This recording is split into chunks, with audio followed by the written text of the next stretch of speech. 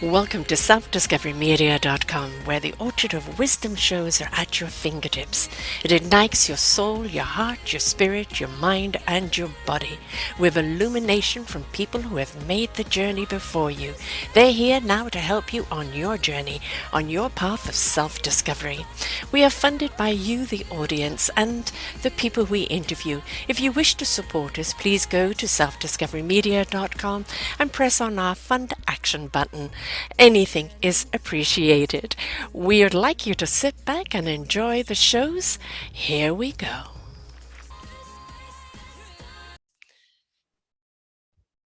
Good morning, good afternoon, and good evening, everybody. Welcome back to another edition of Ignite Your Heart and Soul right here on selfdiscoverymedia.com.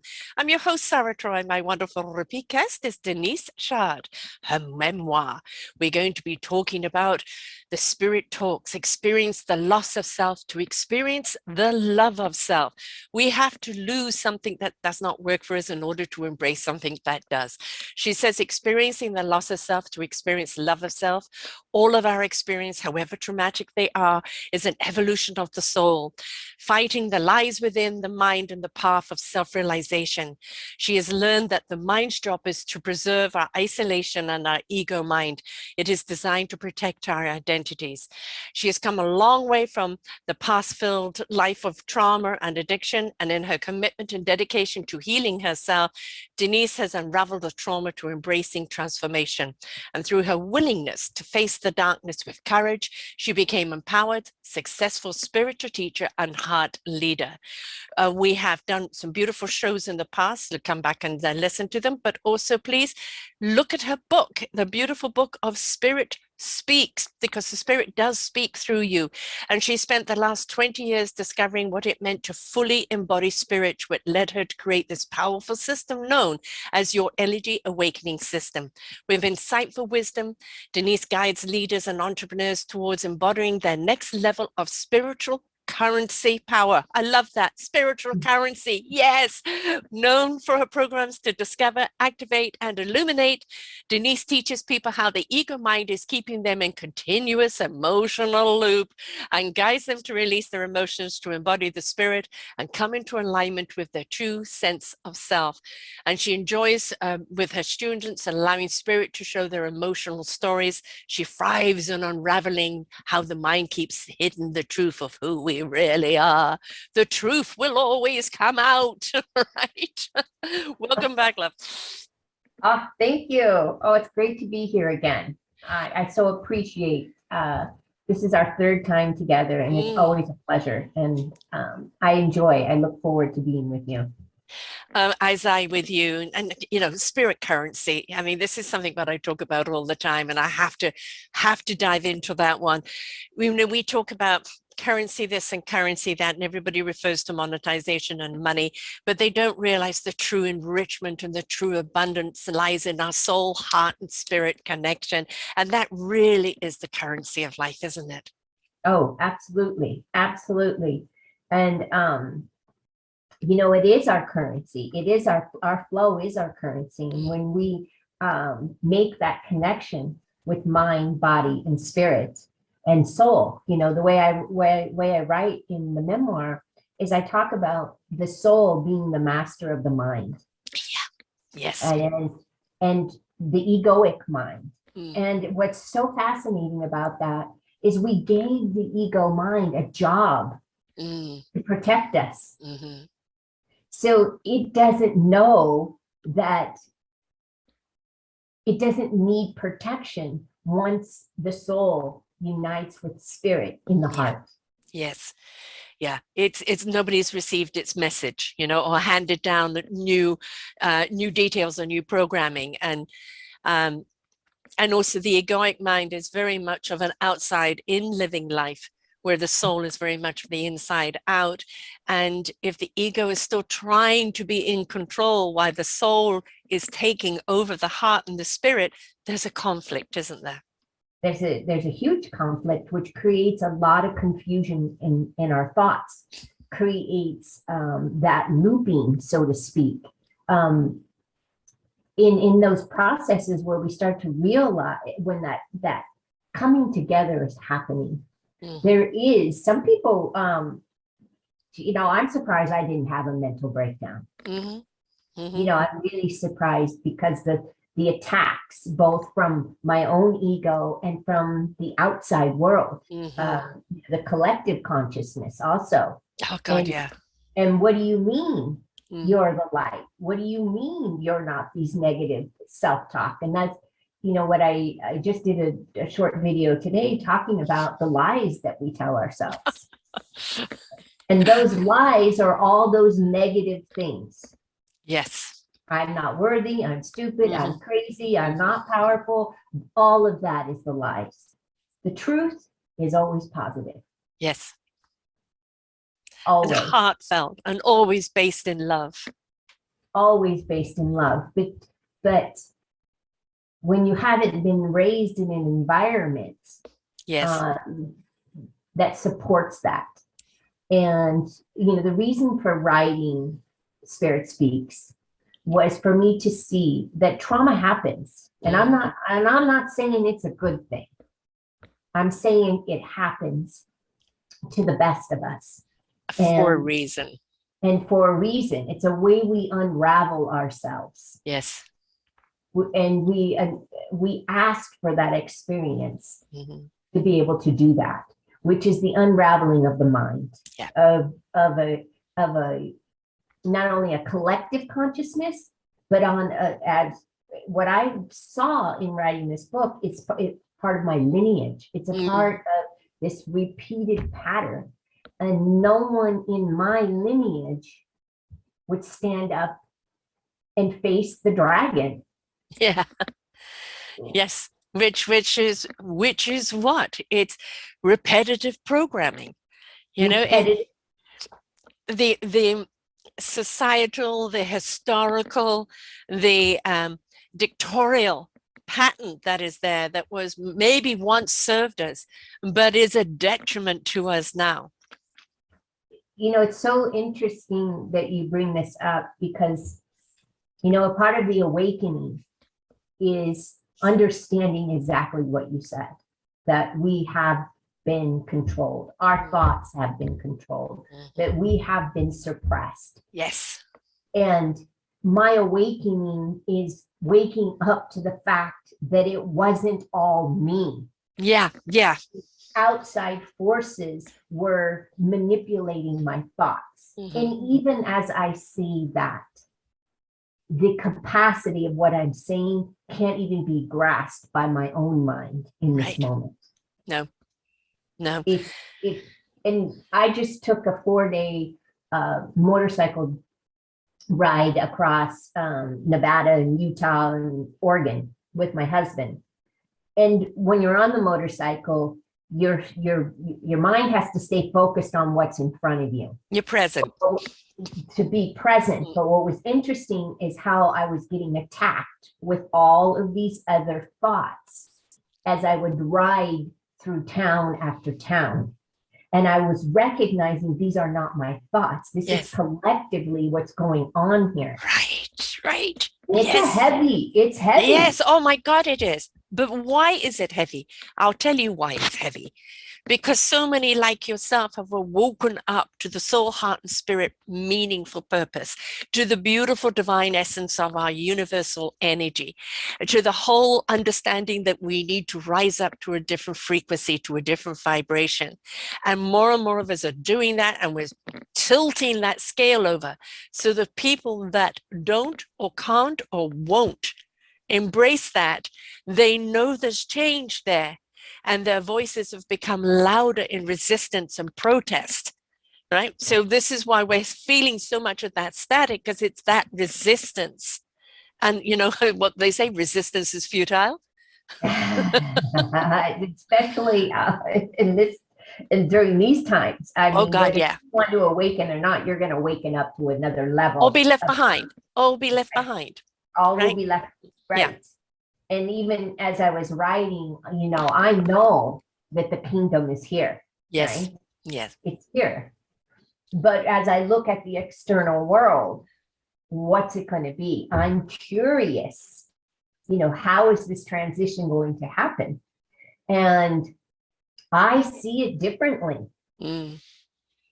I Mm-hmm. mean, I see the peace. I see the Yes. glory. I feel it. Because you are it.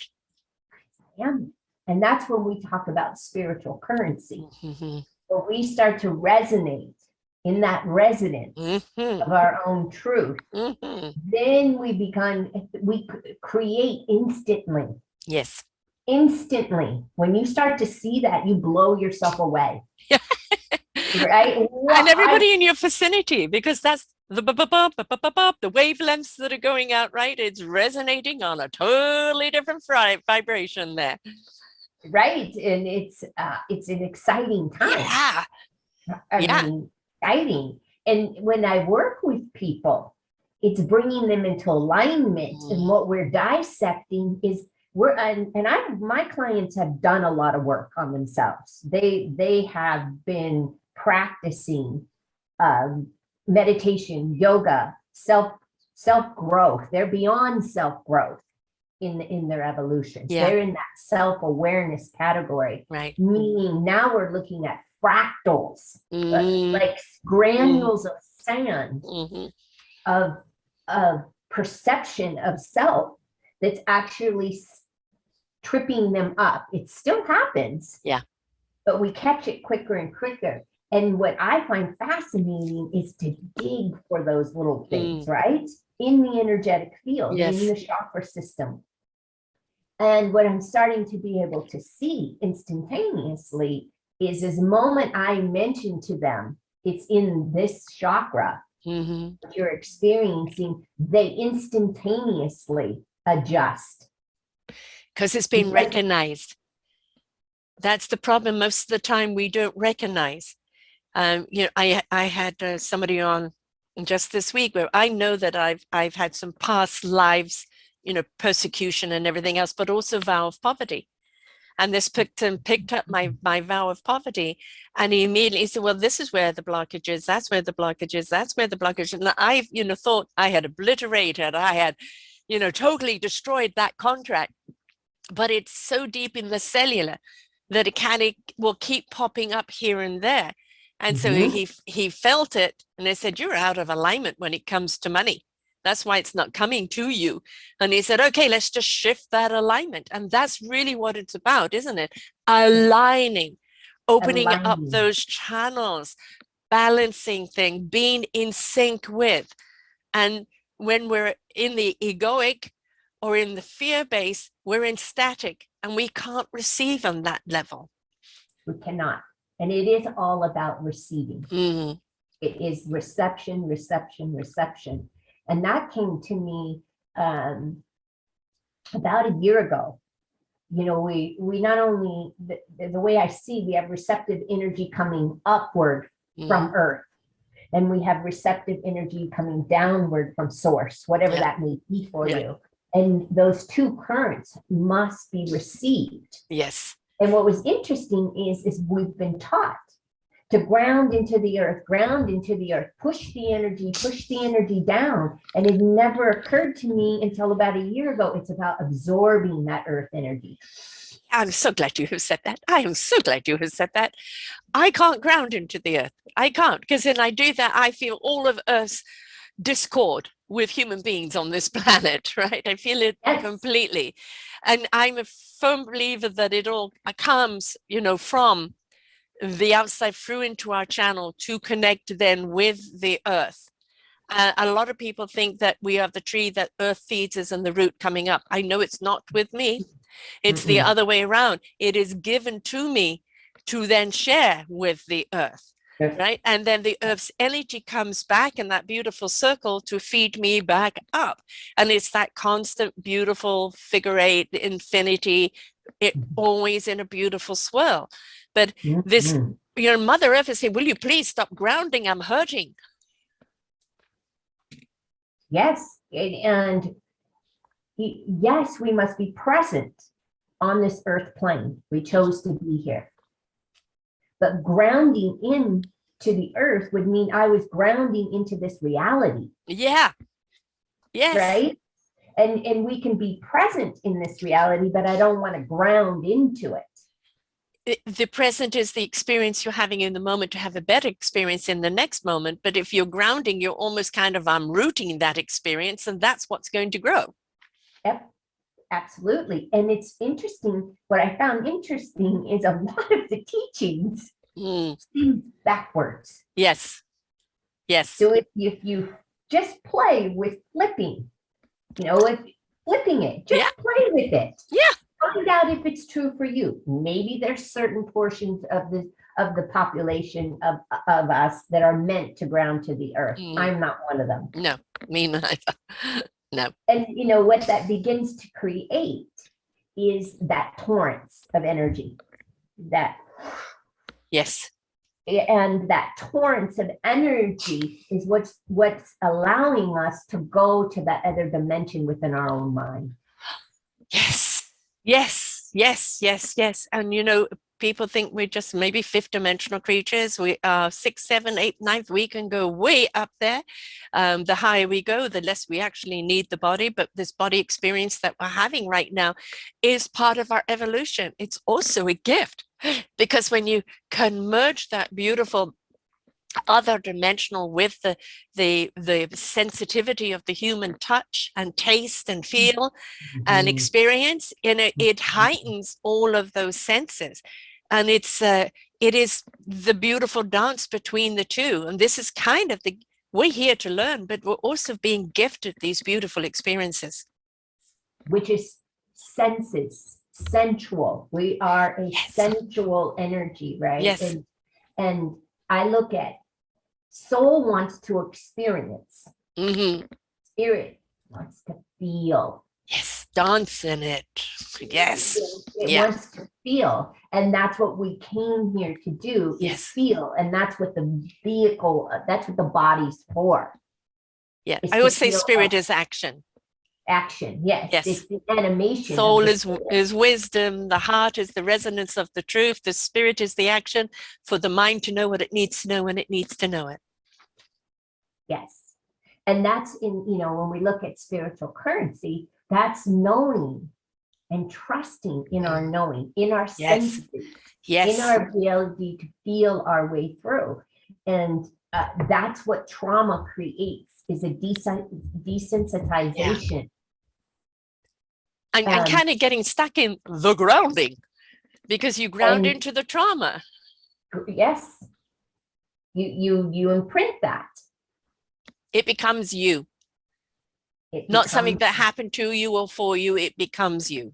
It becomes you. And in my case, I really couldn't see that it wasn't me. I knew it wasn't me. There was a knowing that it wasn't me, but there was the lack of knowledge of understanding how I knew that it wasn't me. I couldn't see beyond what to do with it within my own mind. Right. And what to do with it. Okay, I know that this isn't me, but why am I experiencing it? What am I meant to do with it? What am I meant to do with it? Yeah. And we're moving into everything is energy. Energy. It always has been. We're just realizing it. We're just realizing it, right? And that's when I was saying we need that upward current of energy from the earth, that reception of that, and that downward current to sustain. Yes, the generator. The resonance of who we are. Yeah. And when you can reach that zone, that becomes the present. Yes. Yes. And you can feel it. You really can feel it. It is that knowingness, of just, I know what I need to know. I trust what it is I know. Well, how do you know? Can you validate it? Where is that piece of paper to validate it? I always say God doesn't hand down those pieces of paper. I'm given what I need to know when I need to know it for the reason I need to know. Yeah. And trust that, not overthink it, not negate it. No, just be it.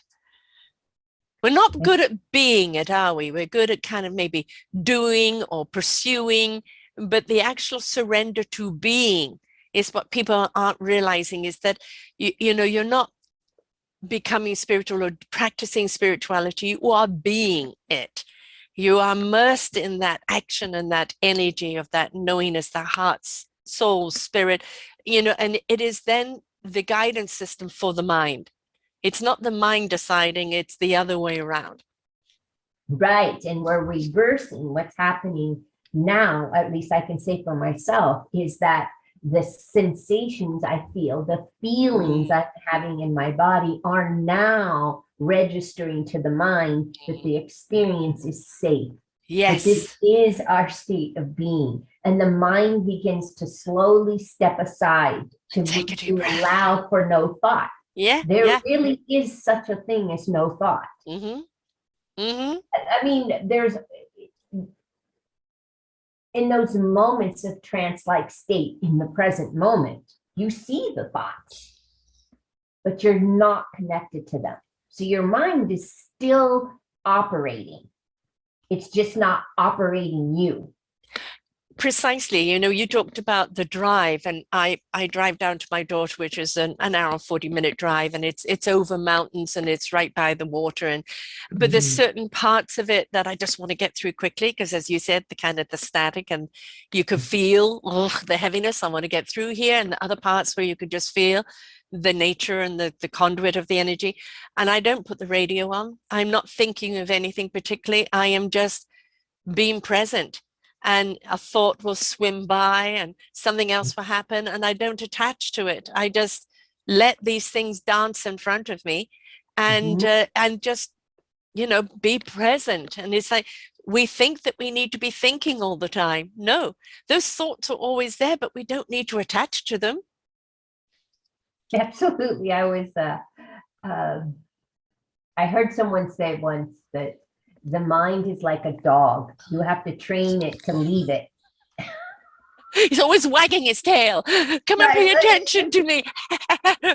Right. So when you find yourself attaching to a thought, leave it. Yes, right? Yes. Let it be. It's had a thought. Let it go. But it's also, we want to dictate. Okay, why am I having this thought? What does this thought mean? It's just a thought. If it is meant to be important, it will create a feeling, and from that feeling, a picture, and from that picture, an understanding, right? But because we're so busy trying to understand the thought, that we're not allowing the thought to manifest in the way it's meant to manifest. Absolutely. As soon as we attach to the thought, we stop the process. Yes, exactly. Yeah, and then we get stuck in the loop, don't we? Yep. That's what trauma is, isn't it? The loop. Yes. Of any thought. Yes. A memory loop. He did me wrong, or they did me wrong. And like right now, I'm, with Will Smith's action the other day, and what I'm seeing across the social medias, and there's one particular person that has jumped through various comments, and it's anger. And it's, it's, we haven't walked in his shoes. Were his actions right? No. But if we don't have the compassion of understanding why, then we are being judgmental. And if that judgment, we're torn and quarter, and out comes the machete and the machine gun, and the next thing you know, well, really, was it that big? Right? And we blow things out of proportion because we get stuck in the thought, and the thought takes on a hurricane type thing with it and gathers more and more, and with it, it becomes unreasonable. Yep. Thoughts that, yes.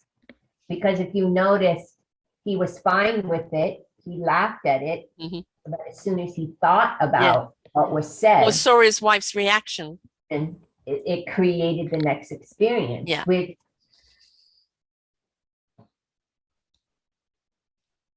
to me, it was, we're all scrutinized. Yeah. But not to the extent that they are, right? Right. Their whole life is scrutinized. And sometimes you hold it in, and you hold it in. We don't know what was held in up until that moment. Yes. And then the trigger. I don't think it was the moment. I think it was many other moments prior to that. Yes, a little volcano waiting to erupt. And that's when I say every experience is for us. right? Yes. Because Yes. there's huge growth for him, which what little I know about Will Smith, you know, he seems somewhat awakened. I couldn't Yes. say, When but he definitely is open and willing and participating in the journey, but knows he hasn't got it all, because do we? We no, don't know when we're going to react to something in that moment, right? We hope we're going to, you know, step into our Zen. That we don't know. We just don't know if that something is going to come up that is an accumulation of things that we thought we'd got rid of or we thought we had dealt with. But no, it was still to be resolved. And the conversation is out there about him, and you've got the polarized hate, kill, you know, this, that, and then you've got the other, good for him for standing up for his wife, and the other of, where do we draw the line with comedians of where they can, for a laugh, demean or belittle someone else at the expense of, and it now calls into conversation. So whether you like it or not, maybe he was the catalyst for a conversation on a different level. absolutely. And I think that that comedians make fun of other people for as a way to laugh. Yeah. And if you're, I've seen this. Yes. I've seen this in group gatherings in society, right? Yeah, it can get really below the belt, can't it? It can. It can. And it's sarcastic, and it's another form of victimizer. Yes. And that's really what you know, we have to remember that the comedian himself isn't treating anyone any differently than he treats himself. Exactly. The more the bitterness towards self, right? And that's where when you become self-aware of all of these thoughts, you know, it's always surprising.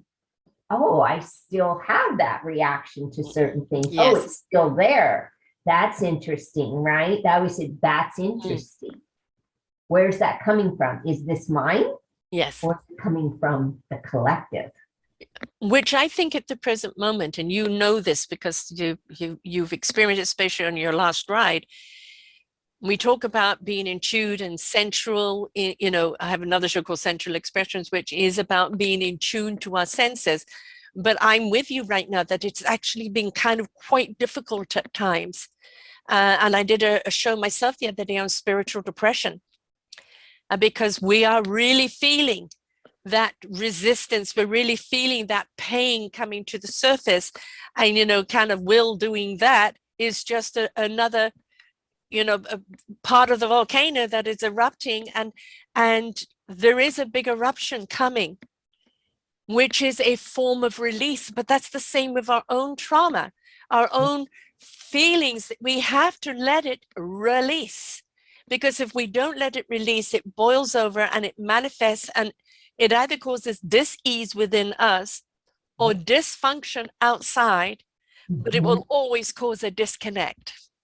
Always. And that those emotions, those emotional stories is what we're talking about. Is, you know, you and I can feel all the emotional stories Yes. when And it can be when quite painful. Yeah. And they're quite painful, Yeah. right?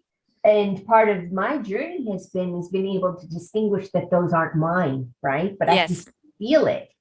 And it also doesn't always escape me from processing it. Yeah. Right? Don't take it on.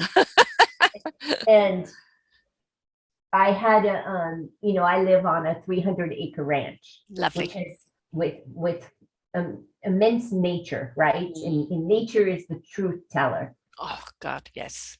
So when I'm feeling emotional, I will go out in somewhere on the ranch into nature to be held. Yes. As I expel these emotions. And what begins to happen as we're beyond self-growth and we're in that self-awareness place, we have these emotions come up, but we're not attached to them. Right. They are still painful. Oh yes. But the mind is mind doesn't attach to any particular story. in those moments of release, which is what I've trained myself to do, is to let this pass, let it move through me. I don't want to hang on to it. No. Now, is part of it mine? Yes. Part of it the collective? Yes. But I don't identify with it any longer. Right, exactly. Yeah, it's there, but it's not a part of you. I did a show on kind of miserable mums, which is about kids going off to college and the whole thing of it. And she's done it in a comedic way with, pictures and graphics and kind of like the balloon type thing. So, the mouth is saying one thing and the balloon is saying another. And in a lot of ways that, if we recognize our thoughts, we're saying something, the thoughts are trying to say something else. Let's just pop the bubble. Yep. Right. Let's not give the thoughts the power. And in that moment, and this just happened a couple of weeks ago with that bubble, Spirit spoke, and Spirit was speaking to the mind and saying, stay here, stay with me, stay here, and let all that energy be released. Yes. Stay with me. Yes. Kept calling the mind back, the soul back. Yes. Oh, yeah. And as you said, it's people will think, stay here, root and solidify yourself. I can refer a lot to the willow tree, and when I die, I want to be planted with a willow tree. And it's like the roots are firmly in the ground. They're connected to the earth. I feel it. The trunk for the life experience is nice and solid, but those branches have to constantly be in flow and go wherever the wind needs to blow, because if it hasn't got that freedom to flow, it cannot be solid or rooted in anything else. Love that. And being it's about being in the flow. Yes.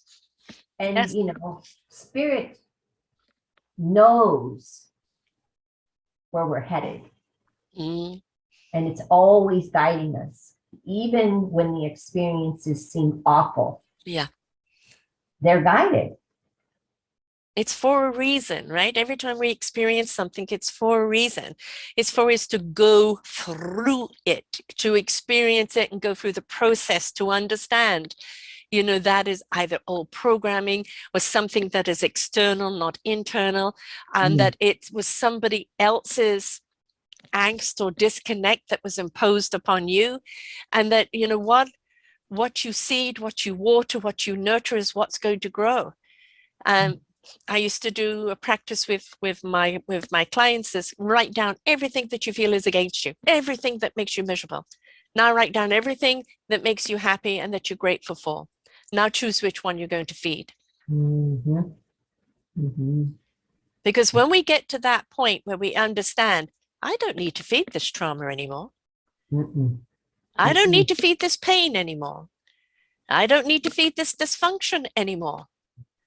Right? I want a new plate with different food on the plate, thank you, that is much healthier for my psyche. And that is a difficult transition. Yes. We're talking about it in these positive things, these things we know we want, right? These things we desire, the things that we're passionate about, and this conditional, this loopy, chat all the time. And there's that constant pull to go to the negative, and as soon as you start heading towards just being with all of those wonderful things that you desire, it gets that pull back to the other. So it's not a simplistic. It's like a boot camp, right? It's a testing ground, right? To you got to earn it. Practice coming back. Yes. To I deserve it. I want this. I desire this. I don't even deserve it. It just is. Yes, it is. Your beautiful essence of peace and love is who you are meant to be. You are in discovery, on coming into presence of your essence.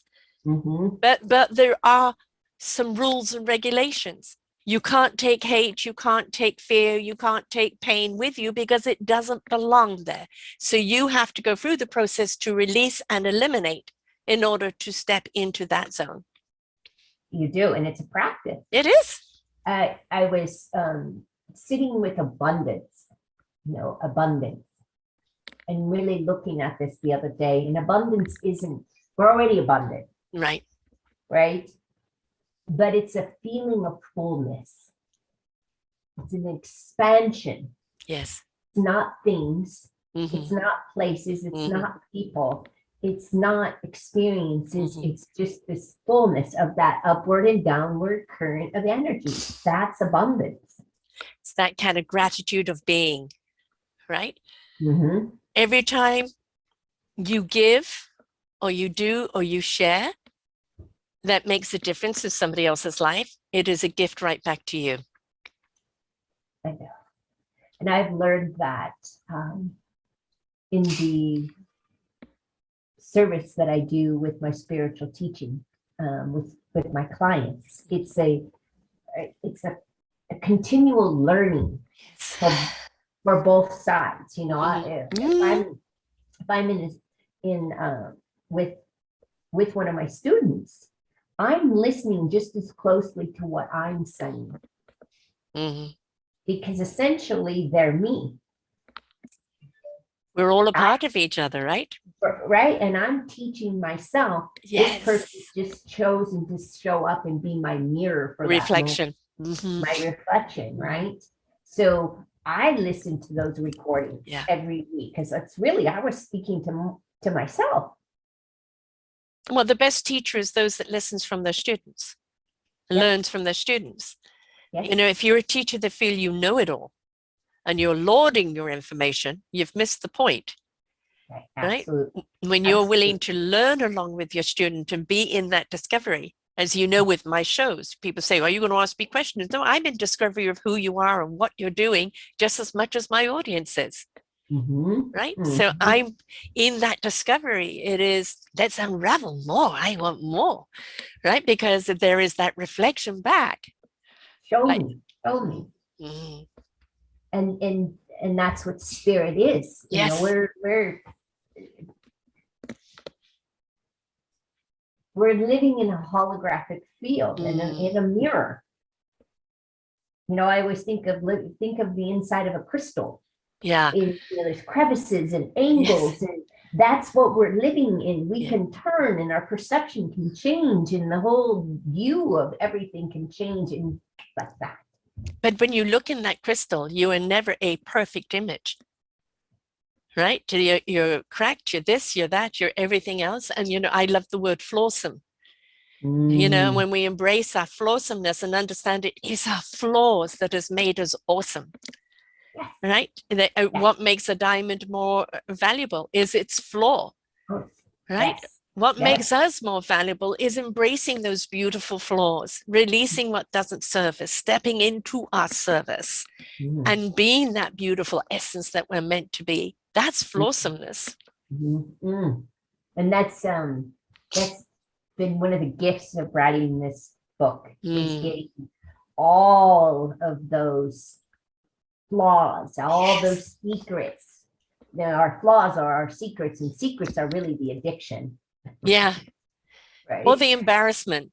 Or the shame. Yes. Shame, right? Yes. And so writing that book was that experience. And the freeing, and plus I'm reaching an age in my life, I'm mid 50s. I don't care as much anymore about mid 60s. I don't care. It doesn't matter. No. I spent my whole life caring, and that was a suppression. And denying yourself. And lying to myself. Yes. Yes. So it's been the thing about holding on to all of this stuff, it becomes our own self-persecution. And by owning it and releasing it and sharing it, it is a releasement of self-judgment. But it is also deleting any right for anyone else to judge you. because nobody has the right to judge you whatsoever. They may not like certain actions that you do. We all have that right to like or not like, but to judge or to persecute someone based on that, we can be our own persecutors, most certainly. But as we release that and we in that self-discovery of our awesomeness, of our flawsomeness, of our beautiful spiritual heart soul connection, that we look at some of the things, and I'm in the process of gathering information for my book, and I look at it and go, do I want to share that? And it's like, what was I thinking, or who was I then? But in order to understand who I am now, I have to reveal who I was then. Yep. Yep. We absolutely. And that was such a lifetime ago. Yes. I mean, and it's like you look at that person and you go, I don't identify. There's one of the things I was an athlete for 10 years of my life. I was a semi-professional mountain bike racer. And so I always talk about a lot of mountain bike racing as a metaphor for my life, right? The hill was always about conquering something, right? And the spiritual journey is a roller coaster of the same, right? But one of the things I loved about mountain biking was that I could be scared shitless. Yes.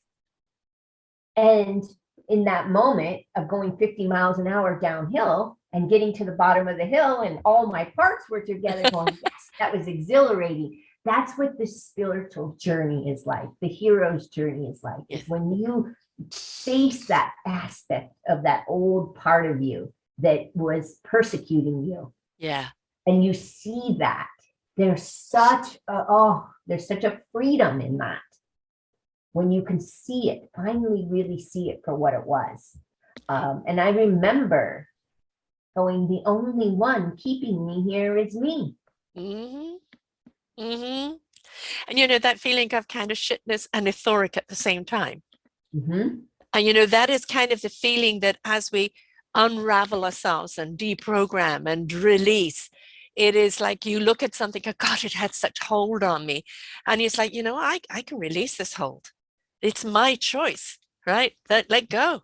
And as you do that, it does become euphoric as you step into yourself and release. So it is that adrenaline rush. It's like, oh God, I've just taken a huge heavy coat that's been weighing me down. And it's like, freedom. Freedom.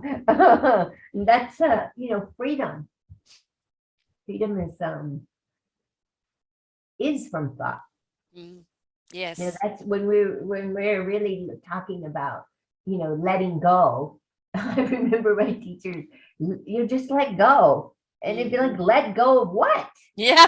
Yes. Right? I'm letting go. What do you mean I'm letting go? I'm working this whole thing to death, right? Yeah.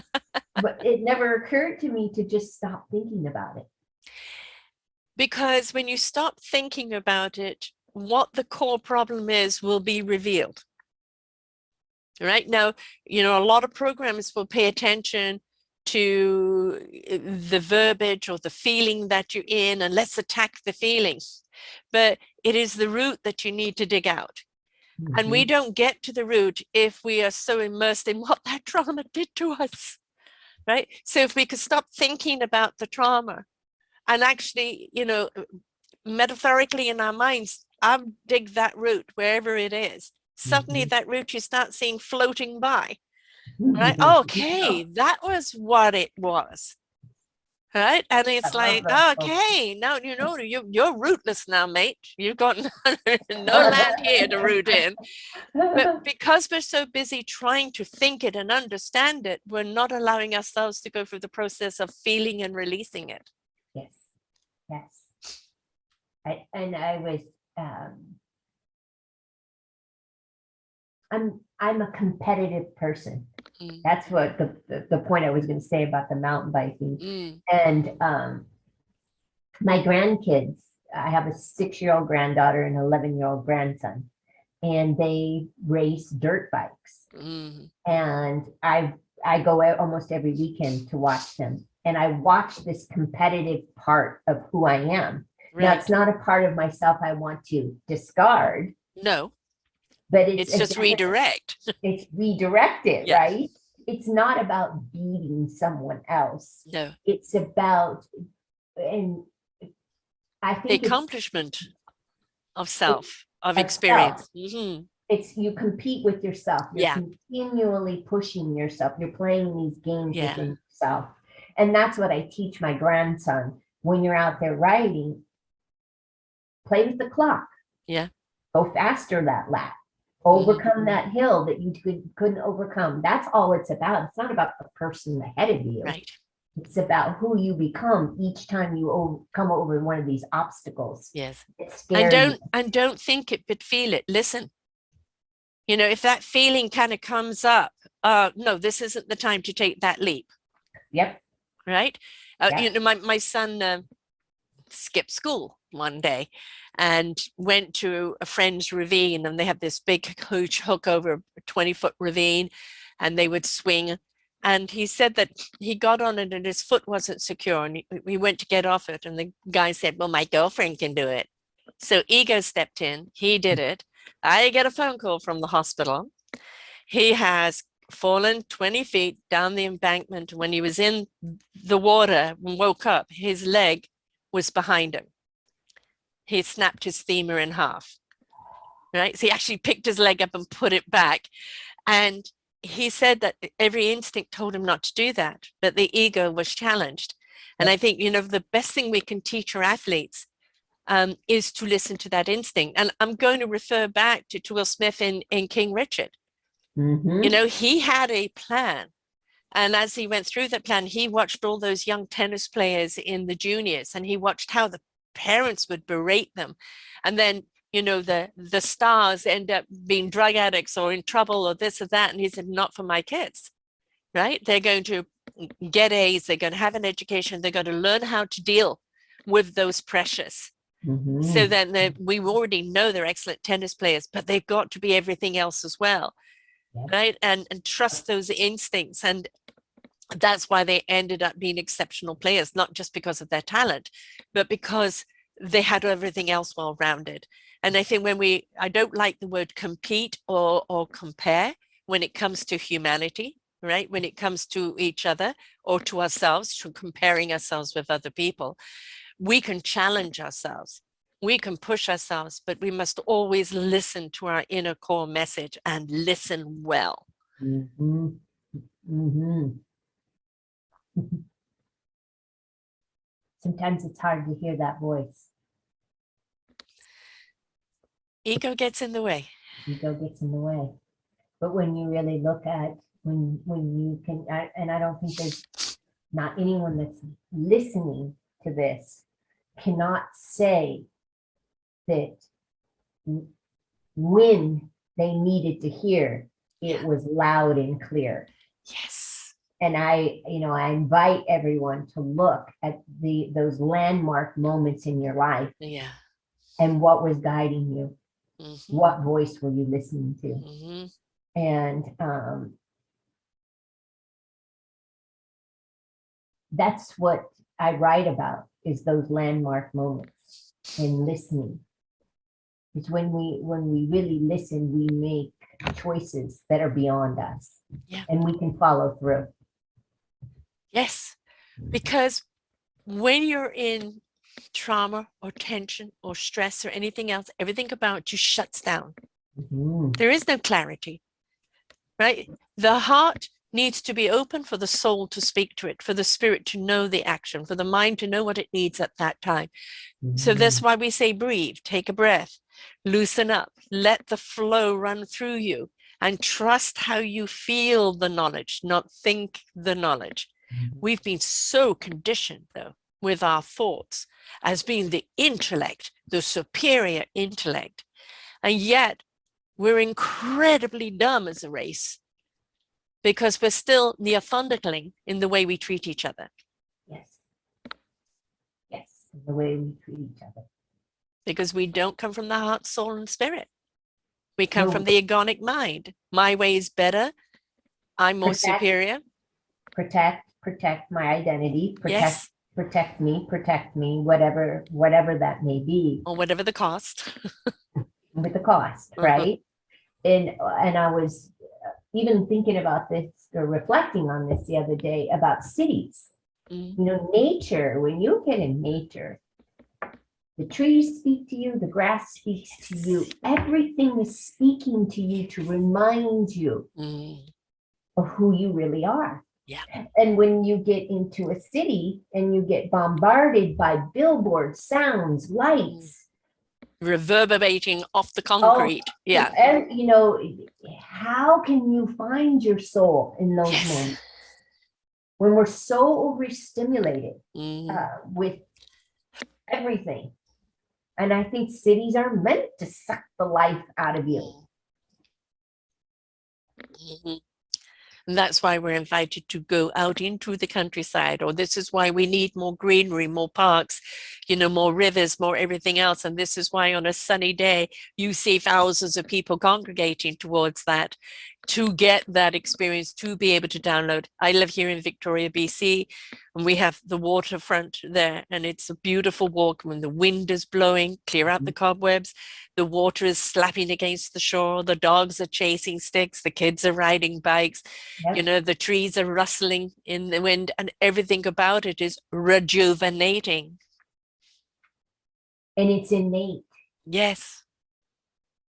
And it's innate to do that. Yeah. We have the answers, but it is the willingness to participate. Again, get out of mind. You know, I remember a friend who had stepped into a beautiful spiritual gift of healing. Since then, he's gone on to producing beautiful salves that energetically he's put together that are wonderful healing. But over and over again is, I've got to understand it. Why is it happening? I've got to understand it. And over again, it said, no, you don't. You've just got to experience it. You've just got to learn from the experience of it. The more you're trying to understand it, the less you're going to know. And he just didn't get that for the longest time. And clearly somewhere along the line he did because of what he's doing now. But it was quite frustrating because he kept snapping back to that. And that is that memory muscle, right? And we've got to stretch that muscle, you know, so that it doesn't have so much electricity. Yep. You know, and that's, again, that's just another form of the ego. Saying, no, come back over here. You have to understand why. You need to know why. Yeah. And when we're in allowance, you'll notice your mind try to convince you that you need to know what's going on. And I'm not saying that suddenly you wake up and none of these things happen. It's just you're aware of what your ego's mind is trying to do. It's trying to pull you back into the mind. So I guess what I'm sharing here is that to a degree, it doesn't go away. Right. Right. It's in the memory bank. It's in but it's not as exercised. Exactly. We want it to be an outside thought and not become an internal thought. Right, because sometimes not knowing why may seem like you're ignoring something. Yeah. But your ego is going to try to tell you. At least that's been my experience is to just relax and be okay with accepting what is. And part of accepting what is not knowing the next. Which is actually could be wondrous. It could be exciting. But one of the things you've got to let go of, what will people think? Yep. You know, you talk about how many people like yourself have come from kind of a rather structured life, you know, structured career, and then totally gone the other way into trusting the feeling and being guided and being led to know what you need to know. And, you know, some people think, oh, well, that's just a whole load of hooey. And that is because they're too scared to let go for the fear of what other people would think. Yes.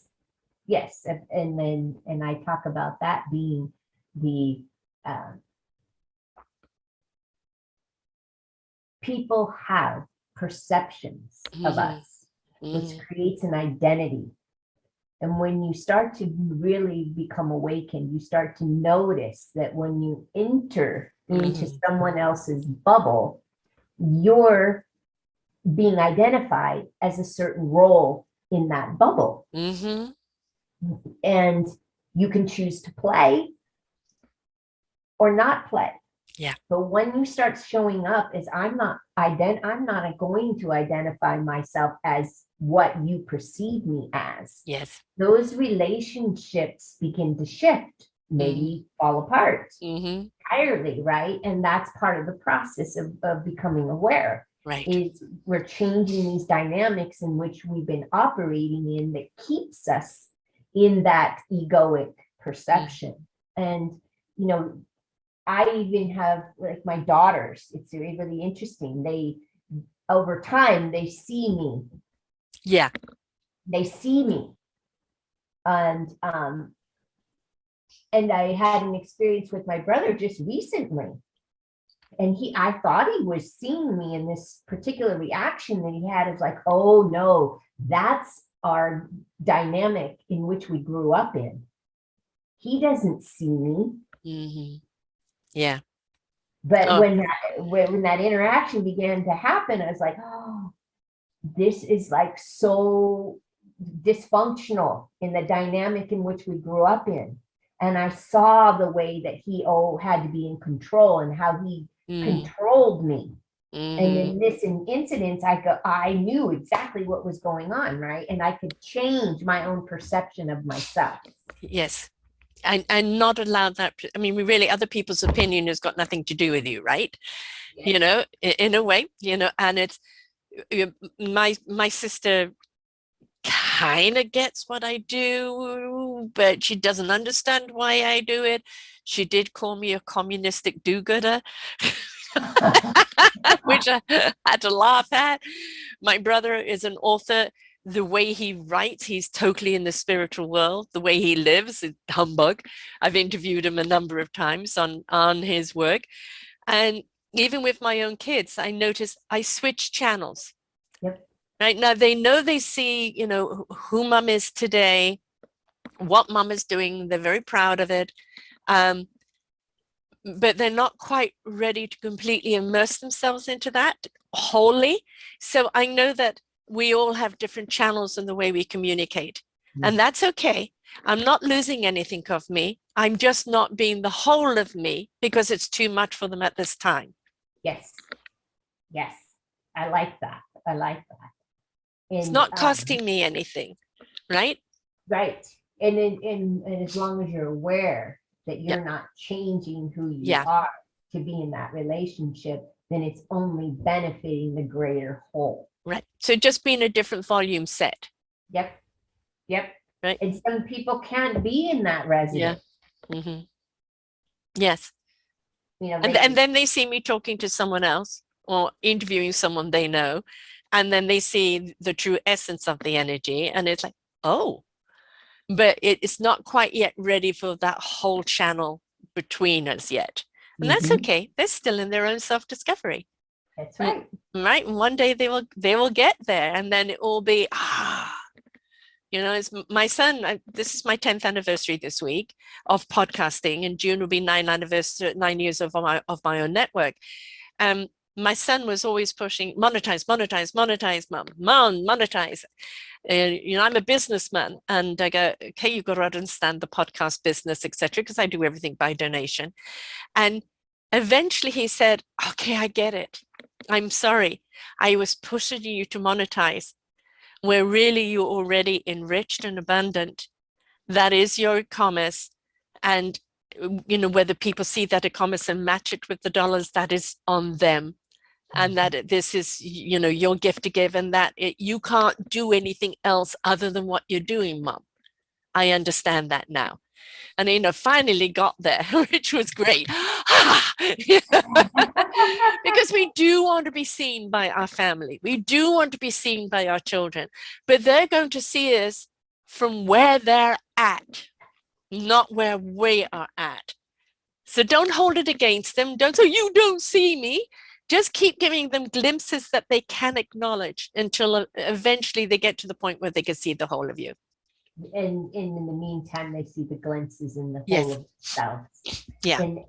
And that's why we don't care Mm. what people think anymore. No, That that's your prerogative. You know, I say, I'm not everybody's cup of tea. I'm somebody's strong cup of black coffee. It's, you know, you can tune in because you like our style or not. Nobody is forcing you. Everything is free will.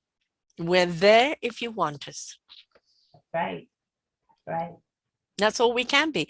You know, it's to say we can take a horse to water, we can't make it drink, but we leave it there long enough and it's going to realize it's thirsty. Yes, yes. I love Patience, that. patience. And that's something you do learn when you step into this, right? Patience. Oh, oh. I laugh because very impatient person most of my life. Mm. And to be in the flow and follow spirit, it takes patience.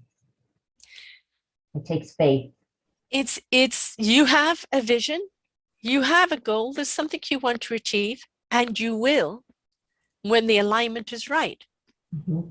Don't lose the vision, don't lose the why of the vision, but don't keep pushing it because you're going to push it against what it's meant to be. Mm-hmm. Just allow it to unravel and it will come together with the right people at the right time.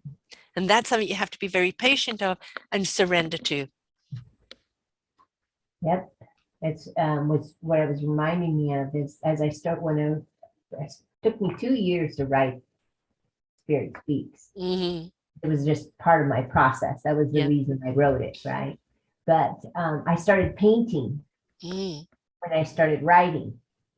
And then I was encouraged to create an online gallery of my paintings. And my paintings are about depicting my own spiritual journey. Yes.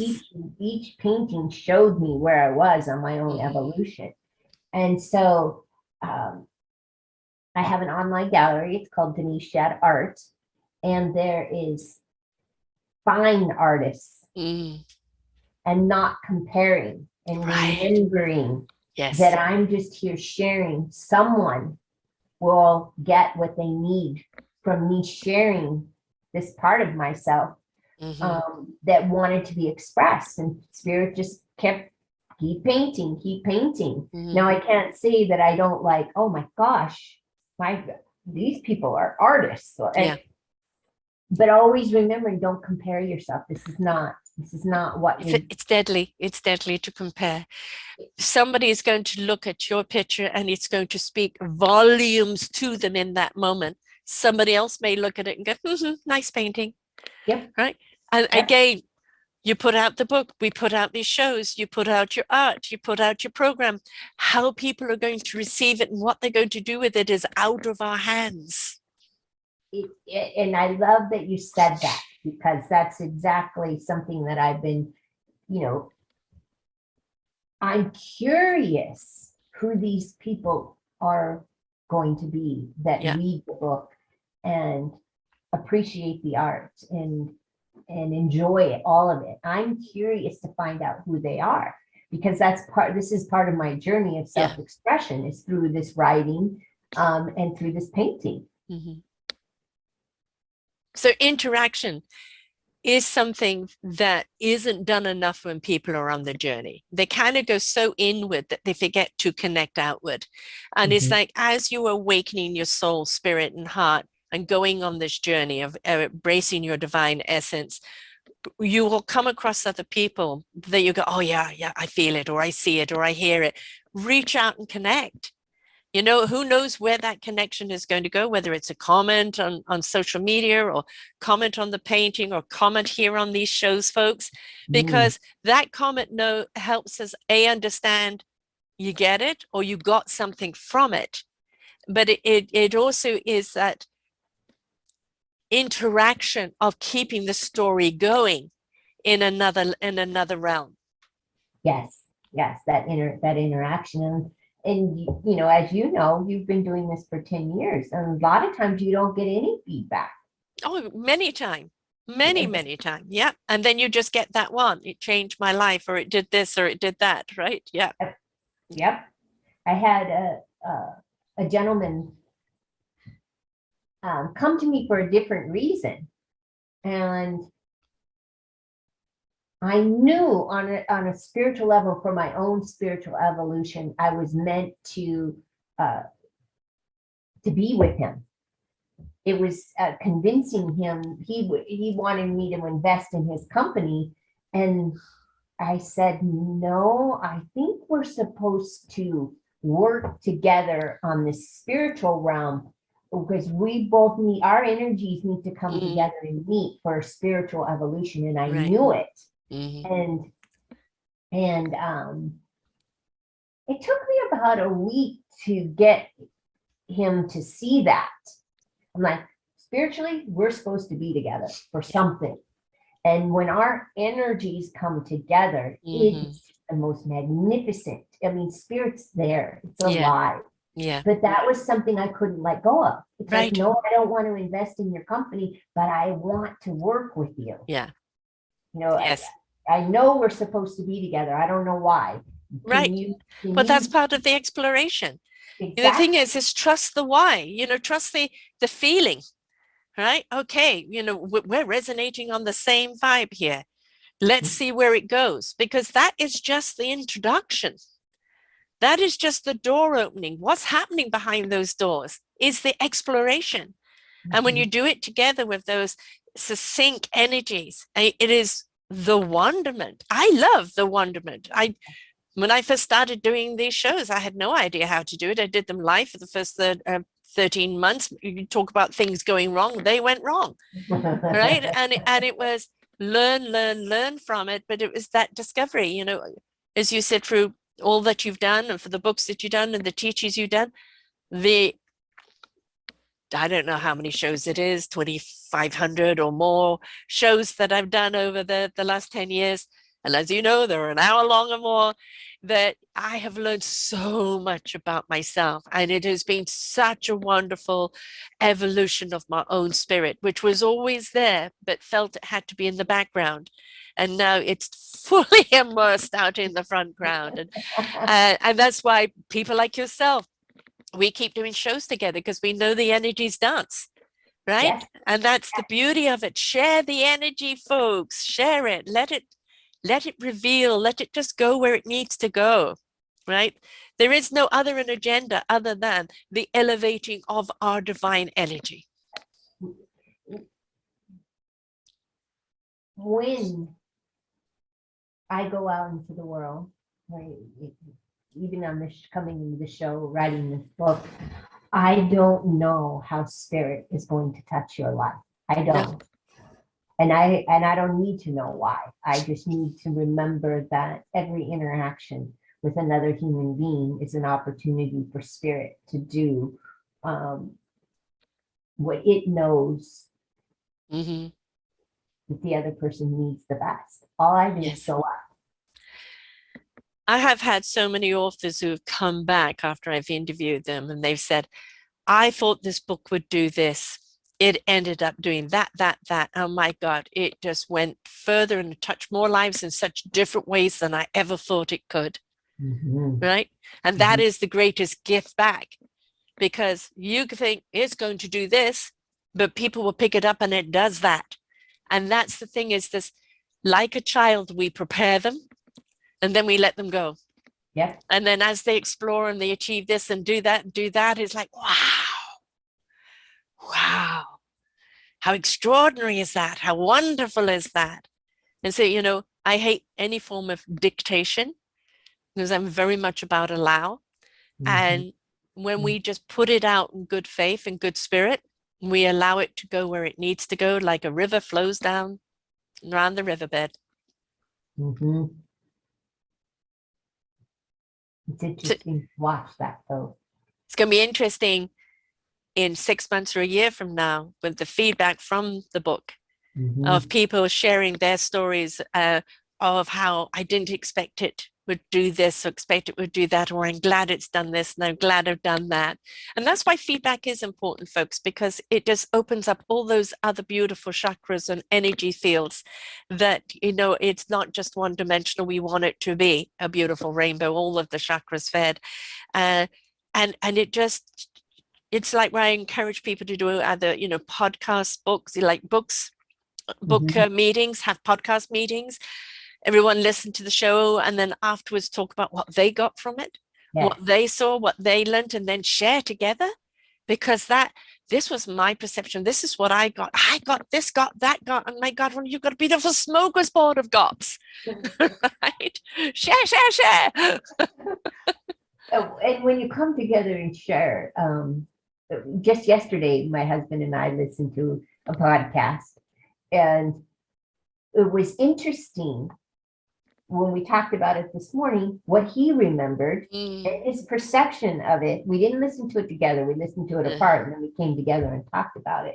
But it was so interesting. I'm like, I didn't hear that part. I yeah. didn't notice that. Uh-huh. And because we were talking about it, he was showing me something that I didn't notice, and vice versa. And Yes. that's the great thing about doing what we're doing even right now, Yeah. is we're both giving each other different perspective. We resonate Mm-hmm. on what we see, but you're sharing your way of seeing it, and I'm sharing mine, and they're similar. Yes. And They're just at a different angle, right? A different brush. Yeah. yeah, even writing a memoir, it's only my perception of the reality. Mhm. When I speak to family members, I speak to my brother, I don't remember that. Right. But that's okay. I wrote the book anyway. This Yeah. is my truth. Yes. Yes. It's actually interesting because my book was going to be very much kind of accumulation of the shows that Sarah View's Life has done, which is my perceptions that I share every week, and I was going to amalgamate it. And my daughter said, okay, Mom, yeah, that's the book you need to write, but um, I'm sure people need to know your story. And I go, well, my story kind of comes out in there. No, Mum. And then she brought up a memory of something that happened to me. It was when I was in boarding school. I was 11. My dad had passed. I was asthmatic and couldn't do a few things. And three girls grabbed me by the hair and they dug a hole in the ground and they were planting me like a weed. All right. The stupid thing is they planted me right outside the principal's window or office. All right. And she came and gave them what for. And I I had told her that story once and she had remembered that, right? And years ago had told her that. And she said, but what did you feel from that? I mean, she is got a degree in social work and deals with mental health and everything else. And I said, I can tell that story because I didn't feel anything now. But obviously, because I remembered the story, it had to have some sort of trauma on me at the time. Right. I actually do remember the principal sending me out of prayers in the morning and telling because I was in boarding school, telling the kids, yes, my father had died. Stop, leave me alone, because you're a liar, and I was getting bullied and all of that at school. And then I noticed that I was treated a little differently after that. But I was always the oddball. I have never fitted into society, and however much I tried, I failed. Who did I fail? Myself. What you're saying is it's making me laugh, but it's making me emotional too, because I totally can relate. I've never felt like I fit in. Mhm. And I always thought that there was something wrong with me. And Yes. really, there's something wrong with everybody else. Yeah. I'm the one that's actually normal. Exactly. If we're going to Right. say normal, Yeah. meaning spiritual. Yes. I've been spiritually awake my whole Yeah. life. And Exactly. society convinced me that I wasn't. Right. You're weird. You're odd. You're woohoo. Right? I saw the beauty in everything. I was a happy child, Hmm. considering what I had gone through. Hmm. And to be happy, joyful, and free seemed abnormal Yeah. as I reflect back. Yes. That's the thing that people couldn't deal with. was the fact that I was so resilient to what had happened into my life.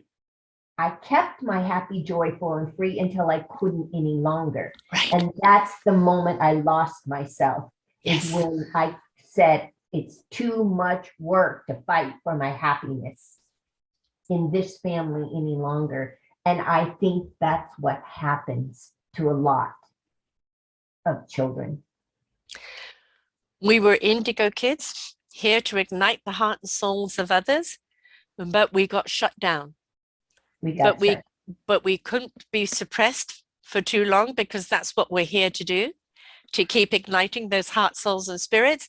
So we had to take that journey to reignite ourselves, not deny our own presence and essence, and not to worry about how other people perceive us, because none of our business. We're not going to change their minds if they don't want to be changed. And we speak to the people who hear and see us, who feel us, and understand we're doing this with love, from the heart, from the soul, from the spirit, for the good of them and for the good of the planet. And you either hear it and see it, or you don't. But we're no longer defined by whatever that reaction is. Absolutely. And happiness seems, now I see people curious. Yeah. What is that? Yes. What is that? More and more I see that. What is that? I want to be in that energy. Yeah. What is it? Right. But it's also, have you noticed the happiness that you used to be in was more like a sugar high, whereas the happiness we're in now is just like the amber coals of a fire, just nice and warm. And it's like, you don't need to be over the top, it's just, it's a different level of happiness. It's the way, when you first come into happiness, it's like that. It's like that rush. Yeah. But then that becomes a new normal. And I have to remind myself, no matter what's going on in the world, if I just look around, I'm still happy. Yeah. I'm still happy. Yes. I'm not dissatisfied. And did you ever go through the guilt of, I'm here to do a job. Why am I happy when there's so much going wrong in the world? I'm here. Why am I not having an effect? And you feel guilt. And again, all we can be is a beacon of light to shed light on your essence. But it's up to you and each and every one of us to participate in our own lives, in our own journey, to reach their own light. We're just shedding light on the path for you. That's all. And so, I still feel like you can't help but feel the sadness and the heaviness and the distraughtness that's out there. And sometimes it really can consume me, and I have to do what I have to do to switch it off, because I can't do anything other than white light it and send love and carry on doing the work I'm doing. We can't take that on, but as empaths, we do, right? And that's why I wrote, did that show on spiritual depression, because it is a thing. We can become very, very depressed from all the suppression and everything that we're feeling. And we need to put ourselves into a state of joy, to remind ourselves why we're doing what we're doing, because it is about the heart, soul, and spirit joy. And that is the only thing, that beautiful accumulation of love is the only thing that's going to heal us. It's the only thing. And I love that you brought this up, because to feel guilty that you feel that loved, I mean, it's a conditioning. And once you realize that guilt was conditioned into you so that you wouldn't be the love and the happiness and the joy. Yes. And that would definitely describe why there's so many people that are addicted to something. Yeah. Because you've been made to feel guilty about being the truth of who you are, which is the love.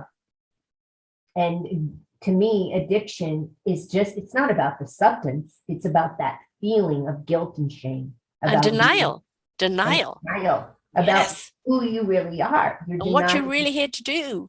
Yeah. And, in writing this book, I could see that my goodness made my parents so uncomfortable that that's what created the abuse, the emotional, the physical, and the sexual abuse, because my goodness made them so uncomfortable about When, who they were or weren't. exactly. You were reflecting what they were not. And instead of rising up to it and wanting to become better, they punished you. Which, if we look at the world, Yes. we really look at what's going on with Yeah. the world, is that most people feel suppressed of Yes. what it is, of the truth, of what it is they truly are. Yes. Everything in their environment is telling them, no, don't be the love. No, don't be the light. No, don't be the happiness. We've been conditioned to suffer. Right. It's And, you've got people with constant conspiracy theories and this and that. And, oh my goodness. it's the people doing this to this and people doing that to us. You're pointing fingers, but what you're doing is abstaining the fingers that are looking backwards and saying, what are you going to do about it? There will always be those people. But are you going to keep nourishing those people through your own hate or your own this or your own that? Or are you going to step into the light of love and be the solution that is going to be the weapon against them? And the victimization, that's just another form of victimization that keeps it going. And yes, we agreed to live in this suppression, which was the mind. We chose it collectively. You and I came here to show others that there's another way. Yeah. All I am is an example. Human beings need examples of something, that's why there's leaders. Yes. Right? But it's not that we need to be led. Humanity doesn't need to be led. Needs to be inspired. And they need to have something to aspire to. Yes. But that inspiration begets the invitation that aspires them to want more for themselves. Yes. To willing to take the journey, willing to discover what this love thing is that we're talking about, right? Willing to go through that pain and suffering and release it so that they can step in to that joy of life, to that beautiful essence of who they are, to that love that literally is the nectar of our very essence. And to see, I think innately, deep down, every human knows this. That's why there's so much resistance, because they know the invitation is there and they're being challenged to accept it. And some are opposed to it no matter what. They're going to retaliate. Resistance is futile. You either got to get with the love program or you will be left behind, because we are going over here to this beautiful vibration of love. This is what we need as a human race, as a whole living race on this planet. It's what the planet needs. It's what the universe needs. And we either get with the program or we will be left behind. And I started looking at this about, when I look at who's in my life. Now, are they all on the spiritual path? Probably not. Yeah. Or maybe at some different level, right? But who am I to say? But I started to reflect on, are they coming to the new world with me?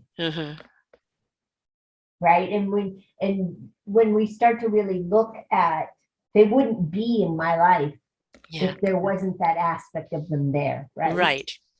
And so it's that channel again that is open, and you're just hoping that it's going to open some more. So you keep it open because the potential is there.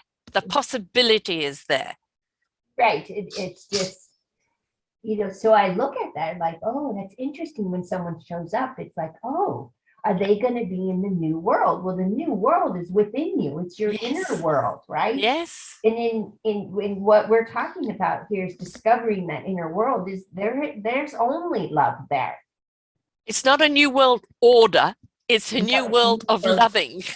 And it's innate in each Yes, one of us. It is yes. inside of us, Just waiting to be ignited. just waiting. Yes, And so it's and you know, we've got the match. my mind wants to figure out how is that all going to evolve, and I'm Right. getting excited.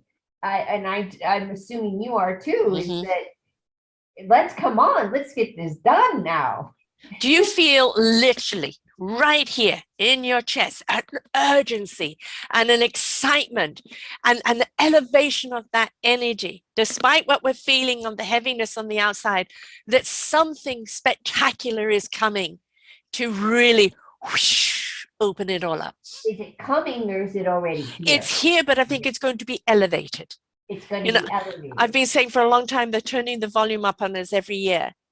And finally that volume is just going to be a huge blast, and we have to be ready to hear it, otherwise it's going to deafen us. So that's why we need to be on that path in order to receive that message, and those that aren't tuning in will be deafened by it.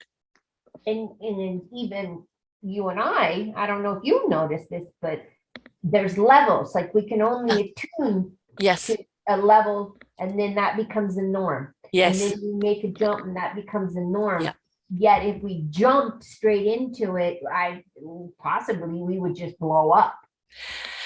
yes, because that's why the process is so important. You know, we can't step into this beautiful world of love, peace, tranquility, and purpose if we're still carrying contamination of trauma, of conditioning, of any form of hate with us. That has to be deleted. So you cannot jump into this. You have to take the steps that are necessary. Now, those steps are going to be as hard or as easy as you choose. Mm-hmm. And it's a purification of the mind. And then an enlightenment of the heart and soul. The heart and soul's voice, it's time, right? You know, like in Lord of the Rings, when the elf says it's the time of man, right? Man on its own has had its time. We were here to actually ignite our heart and souls and spirits to the universal energy to become whole, for us to be ready for the next elevation of our meaning, of our purpose here on earth. We can't accept that next elevation until we have combined, until we have aligned, and until we've reached a certain frequency. And that is what the importance and the urgency is right now, is of elevating to that frequency. In everything that's going on in the world, even that you and I are wise enough to know that it's there to just try to pull us back. Yes. But imagine not knowing that you're getting bombarded by Right. all of this negativity, Yes. all of this violence. You know, This is why we do what we do, right? We're here to help people understand. You can change the channel on that. You don't have to accept that. Again, we're the algorithm of life. What you feed is what's going to grow. And if you keep perpetually feeding the hate, the trauma, the this, the that, then that's constantly what you're going to get. When we choose to feed the other and go through the process of Haglas disruption, of disrupting those claws that have been on you so that they can be released. You can't rip the claw out of you because it will rip a chunk out of you. You have to loosen the claws so that they can just dissolve away. So this is why you have to go through a process so that each one of those things that have got a grip on you, the grip is loosened so it can be washed away, but you have to loosen that grip first. You have to be willing to stop watching the television, for one. Right. Or tune into positive channels. There's plenty of good ones. There's plenty of wonderful stories. It's like the same with social media. It's again an algorithm. There's some sensational people on social media that you can have wonderful conversations with. Algorithm, what you feed. Somebody comes up with the hate, you delete them or you hide them and you just say, sorry, not going there. Right? It's up to you. You have to understand you have the choice of what you feed. And that's what you're feeding yourself. Starts with what you're feeding yourself. in literally too. Yeah, yes, definitely. Lasha was on the diet, on the colon, We talk about our gut instincts, but we've also got to understand our gut is constantly telling us of our own discord. Oh, Our gut is always speaking to us about what's wrong or what's right. And if we're putting wrong food in there, it's going to complain. And considering that 30% of the food intake goes to the brain, right? And if we're taking in bad food that is being rejected by our gut, that means we're not getting the substance up to the brain, and we're stifling everything else in there as well. So when we talk about inside out, we do mean organs as well. yes, we do. And the gut is as my yoga teacher said, is the main brain. Yes, it is. Yes, yes, gut and brain are incredibly in sync with each other. And you're feeding one garbage, it's going to feed the other, and you're feeding the other garbage, it's going to react in the other. This is the thing. There's a wonderful movie by Judi Dench on trees and the wonderful fiber optics of the trees and how they melt. Yes. And underneath our skin, before we get to the muscle, we have this white sinewy stuff. That's the fiber optics that is running through our body that allows us to move our body and do things. It gets damaged, and then we start having ailments where we can't move things. Well, the fiber optics of our psyche, of our spirituality, needs to be just as healthy. Yes. Yes, it does. And that fiber optics is the brain. That neurological, this is Joe Dispenza's work, right? That yes, it needs to be aligned with the soul intellect and the heart intellect and the spirit intellect, and make that connection so they can communicate with each other. Yes. Where the brain is like, I don't need you. Oh, yes, you do. Yes, you do. Let us not be so arrogant, brain. We've covered a lot here today. We certainly have. Now, the cover of your book, is that your art as well? Yes. Wonderful.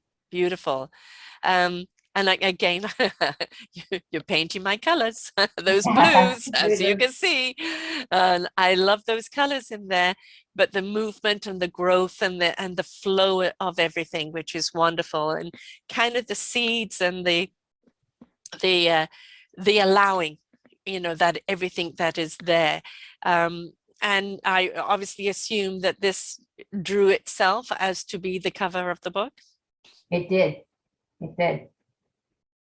I love that when that happens. It came to me on, I just asked. Yeah.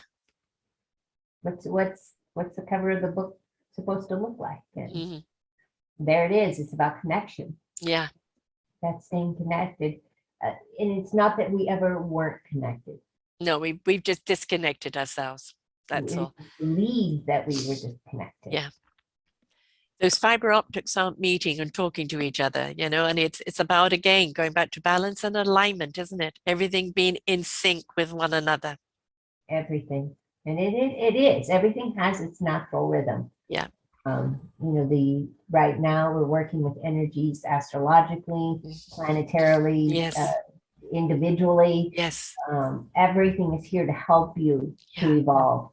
At no other time have we had this. No. It's really exciting. We're being helped.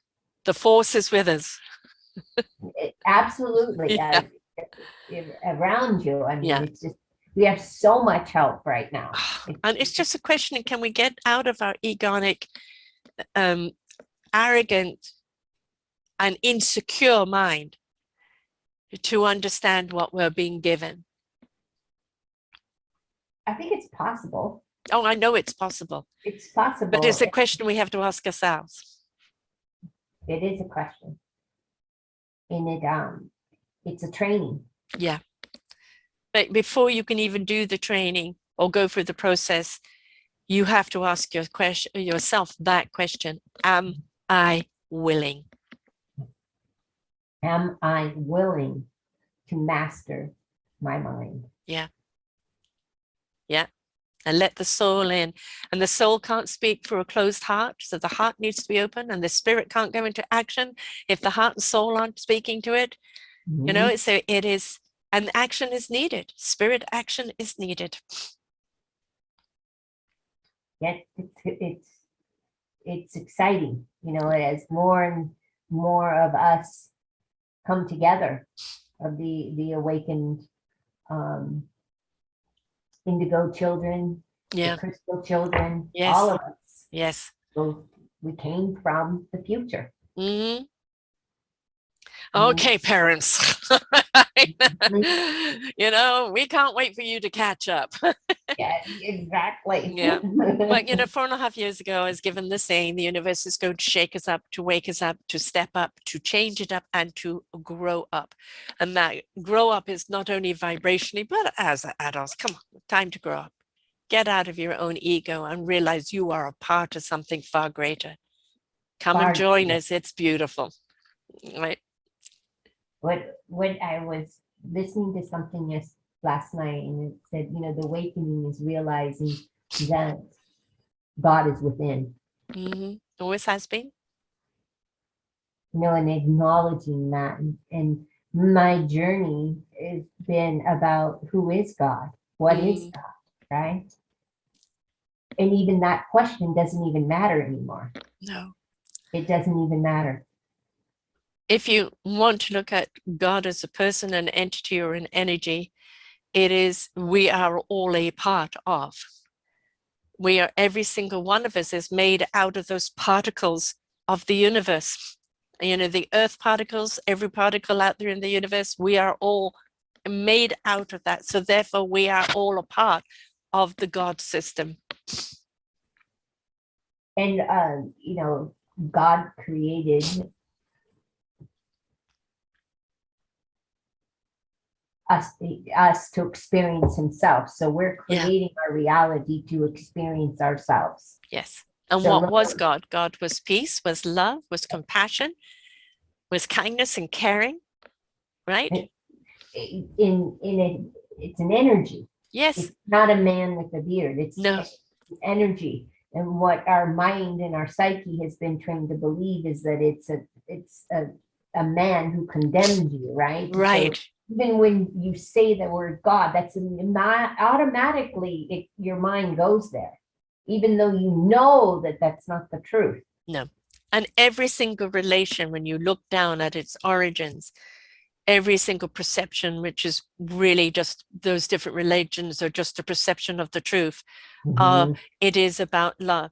It is about doing unto others as you hope they would do unto you. It is about looking out for one another, sharing and building and creating together. The way it's been misconstrued, where it became God will only love you if, is purely man's interpretation as a form of control.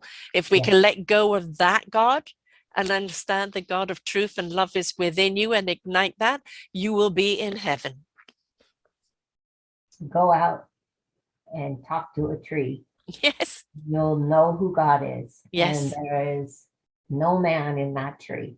No. There is no judgment from that tree. There is only pure love. No. Yeah. And that's nature has shown me that over and over again. Yes. Yes.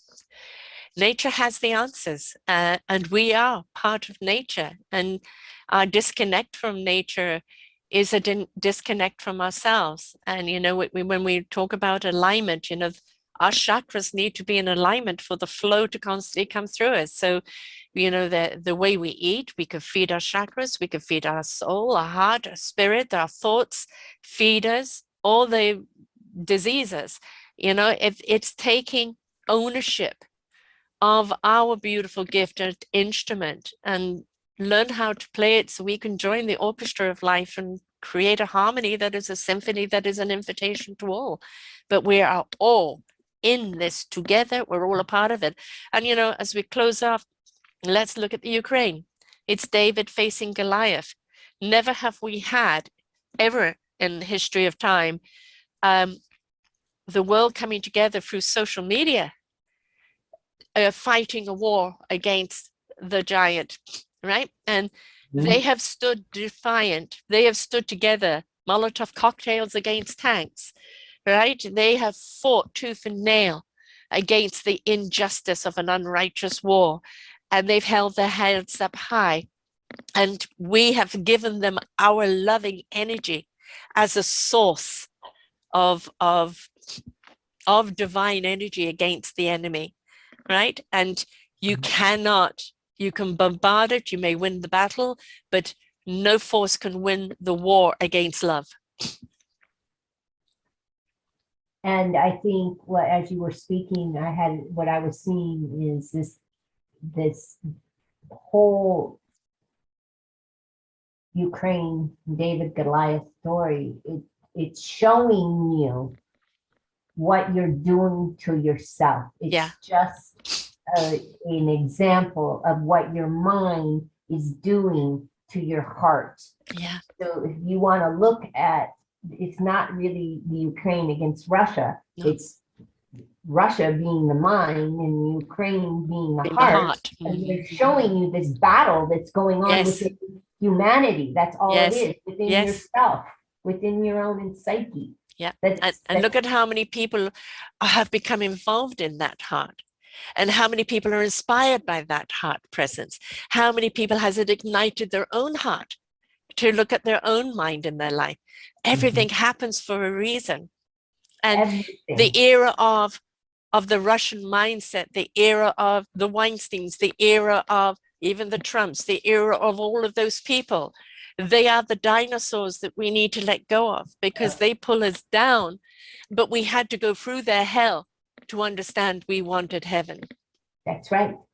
And that hierarchy is antiquated. It won't work anymore. No, it has no belonging here whatsoever. It's oil and water, and we are not accepting it anymore. And when what we're showing ourselves is that we don't need to live in fear anymore. Nope. We're standing up. We're showing ourselves. If we don't, that this type of anarchy, doesn't work anymore. No, it doesn't even work within my own psyche, with my own soul. Our souls have evolved beyond that suppression. Yes.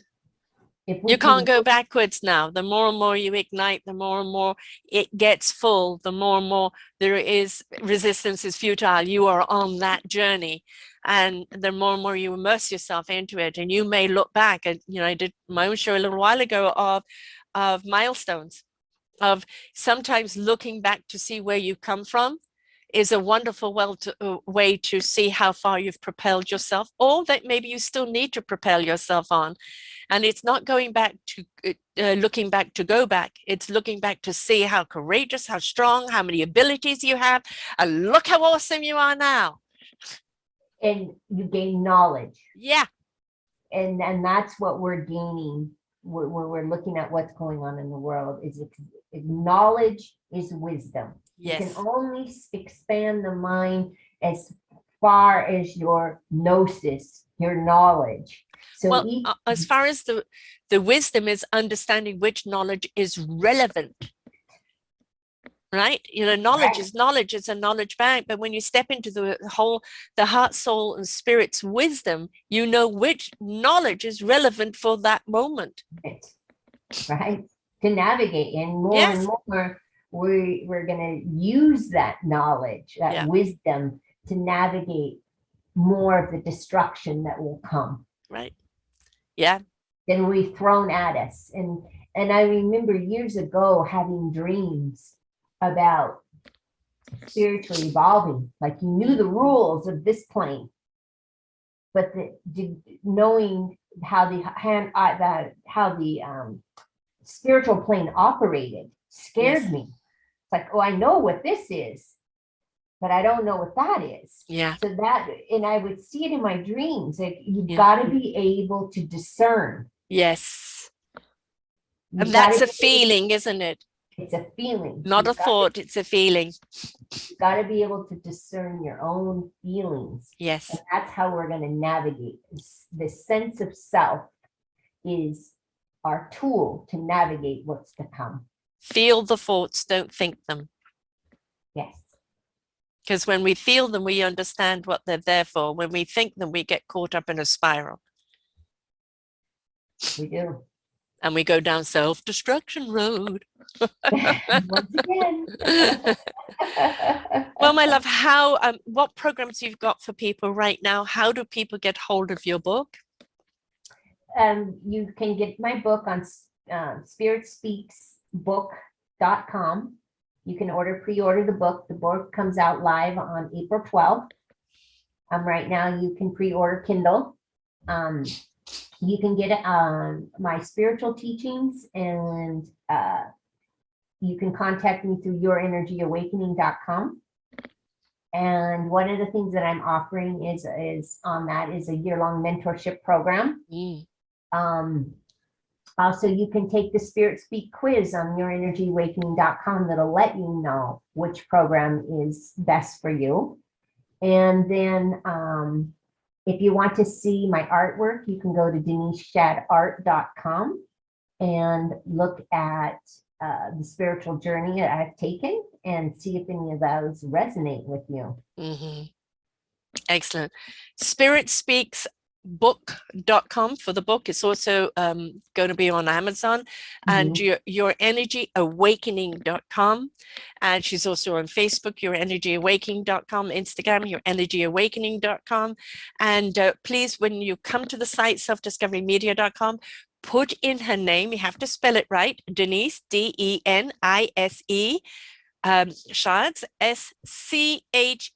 Schaad. All right, put in the right spelling, because otherwise it won't come up. And then you will see all 3 of her shows that she's done with us. There'll be one page with all 3 of her shows on. I invite you to come and listen to all of them as you have been illuminated today. There's more illumination in her other shows as well. And it is about the conversation. It is about maybe other people listen to it. Let's meet, even if it's on a Zoom call, and discuss that podcast, that conversation, and what did it spark in us, because we must be willing to share what we got out of it, because then we learn from other people and it becomes that beautiful smorgasbord of wisdom that we can all apply and support each other with. So yes, we want you to nourish and feed yourself, but don't forget to share the dish of knowledge as well. Yes.